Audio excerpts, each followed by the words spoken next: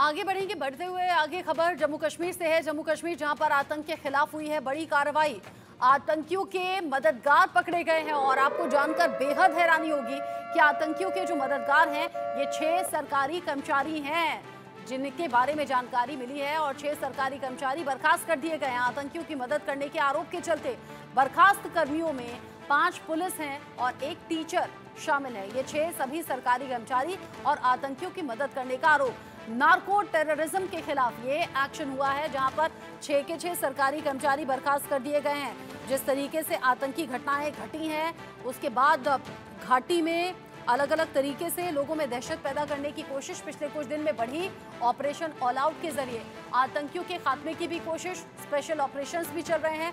सुबह ही हमने आपको जानकारी दी थी कि बीएसएफ के डीजी और स्पेशल डीजी हटाए गए हैं। जम्मू कश्मीर प्रशासन ने नार्को टेररिज्म से जुड़े हुए 5 पुलिसकर्मी और 1 टीचर समेत 6 कर्मचारियों को बर्खास्त कर दिया है। एक अधिकारी ने बताया कि ये लोग ड्रग्स बेचकर टेरर फंडिंग कर रहे थे। एलजी मनोज सिन्हा के नेतृत्व वाले प्रशासन ने इन कर्मचारियों को बर्खास्त करने के लिए भारत के संविधान के अनुच्छेद 311(2)(c) का इस्तेमाल किया है। एलजी ने कहा है कि सभी पाकिस्तान की आईएसआई और उससे जुड़े आतंकवादी संगठनों के नार्को टेरर नेटवर्क का हिस्सा थे। अब 6 के 6 सरकारी कर्मचारियों को बर्खास्त तो कर दिया गया है, लेकिन चूंकि ये आतंकियों के मददगार हैं तो न सिर्फ नौकरी से सस्पेंड हुए हैं बल्कि आगे इनकी मुश्किलें और ज्यादा बढ़ने वाली हैं। लगातार जो सुरक्षा बल हैं, जो सुरक्षा एजेंसियां हैं, वो जगह जगह ये पता लगा रही हैं कि लोकल सपोर्ट कौन सा है, क्योंकि विदाउट लोकल सपोर्ट ये आतंकी आगे बढ़ नहीं सकते, सर्वाइव यहाँ कर नहीं सकते।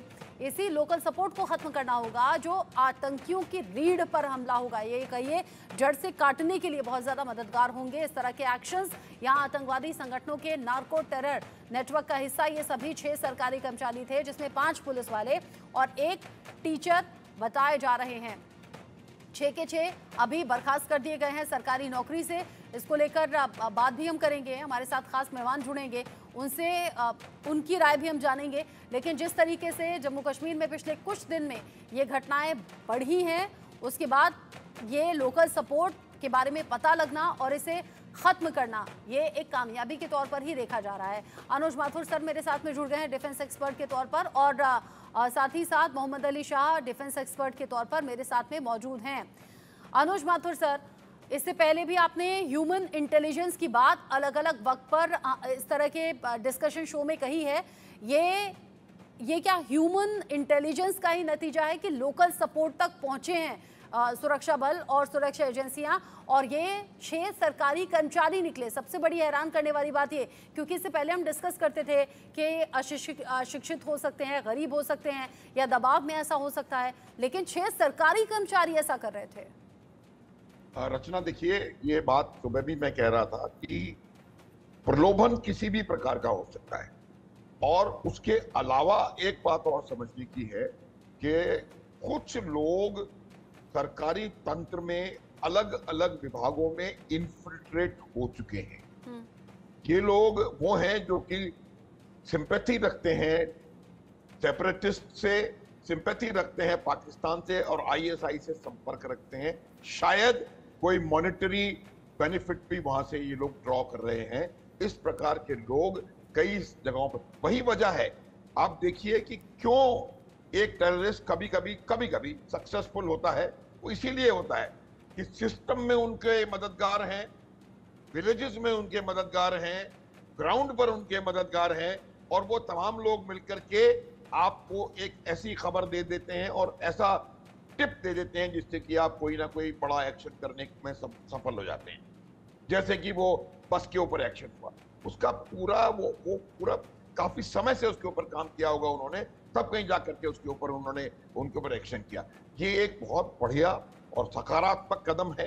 गत वर्ष भी अगर आपने देखा होगा तो एक एडिशनल एसपी और एक डीवाईएसपी को सस्पेंड किया गया था इन्हीं मामलों में, इन्हीं सेक्शंस के अंडर।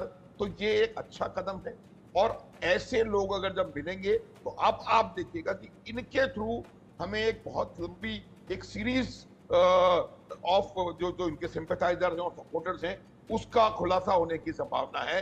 और आने वाले समय में आप देखेंगे कि किस प्रकार से सुरक्षा बल वहां पर कश्मीर घाटी में भी और पीर पंजाल के दक्षिण में भी जिस प्रकार से इनके द्वारा ये दिए गए टिप्स ह्यूमन इंटेलिजेंस की मदद से इन लोगों को नैप करेगी और इनको एलिमिनेट करेगी। अपना एक तंत्र आपको बढ़ाने की आवश्यकता है।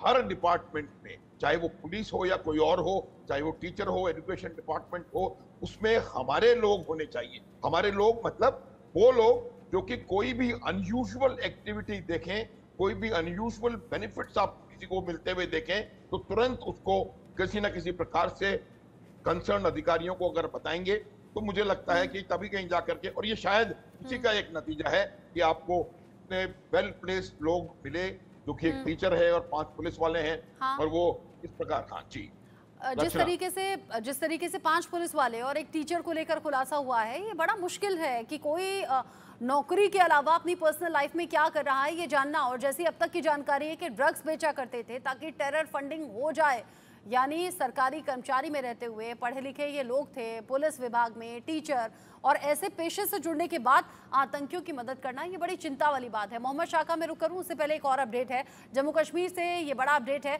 जहां पर सरहद पार से लगातार आतंकियों के घुसपैठ की कोशिश होती रही है और इस घुसपैठ के बाद बड़ा एक्शन भी ले लिया गया है। केंद्र ने बीएसएफ के डीजी और स्पेशल डीजी को हटा दिया है। दोनों को तत्काल प्रभाव से होम कैडर भेज दिया गया। बीएसएफ के डायरेक्टर डीजी नितिन अग्रवाल को हटाया है। स्पेशल डीजी वाईबी खुरानिया को भी हटा दिया गया है। आतंकी घुसपैठ के मामलों में बढ़ोतरी के बाद ही ये फेरबदल किया गया है। बीएसएफ के डीजी और स्पेशल डीजी को तत्काल प्रभाव के साथ हटाया गया है।